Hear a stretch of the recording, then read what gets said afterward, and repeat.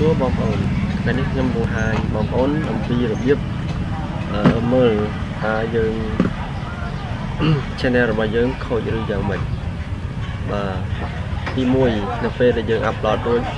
យើងសង្កេតឃើញនៅលើវីដេអូរបស់យើងគឺពុំមានសញ្ញាដុល្លារនៅខាងចុងរាល់វីដេអូដែលយើងបាន upload ចូលទៅគឺបាត់សញ្ញាដុល្លារទាំងអស់បាទអានេះសញ្ញាទី1បាទបងប្អូនមើលសុទ្ធតែគ្មានសញ្ញាដុល្លារទាំងអស់ទោះបីមានអ្នកមើលច្រើនប៉ុណ្ណាក៏ដោយបាទសុទ្ធតែអត់មានអ្នកមើលទេ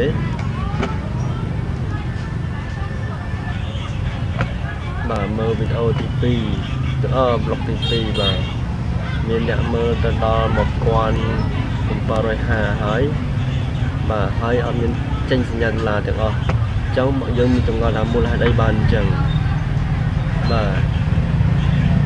ដោយយ៉ាងនេះមួយអញ្ចឹងវាដាក់ថា Mochit Third Party Content នេះបាទបានន័យថានឹង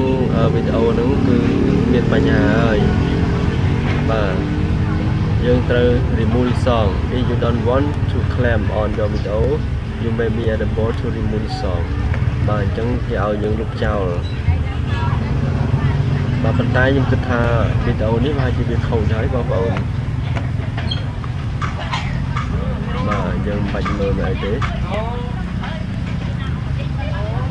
បាទយើងចូលទៅកន្លែងវិញនិយាយរួមទៅឲ្យតែវាចេញអញ្ចឹងយើងគ្រាន់តែចុចคลิกទៅលើវាហើយយកកន្លែងក្បែរ edit នេះសញ្ញានេះហើយយើងយកពាក្យ delete ទៅបាទ delete ទៅនេះទៅហើយបាទហើយយើងមើលវាដាក់ប្រាប់យើងវីដេអូណាដែលមិនល្អវីដេអូណាអីវាដាក់ប្រាប់យើងស្រេចបាទដូចវីដេអូនេះអីយើងត្រូវលុបចោលបាទត្រូវខានេះយើងត្រូវលុបចោលវាព្រោះបានថាអញ្ចឹងខ្ញុំប្រាប់បងប្អូនឲ្យត្រង់ទៅជាច្រើនខ្ញុំ copy ចម្រៀងពីគេមកហើយខ្ញុំបដូររូបភាពហើយបង្ហោះបន្តទៅទៀតចឹងហើយបានជាមានបញ្ហាឥឡូវយើងនៅថាវាមានបញ្ហាហើយអញ្ចឹងយើងចូលទៅមើលកន្លែងchannel របស់យើងតើវាបញ្ហាអីអូយអាគុំគ្នាហើយបាទនេះ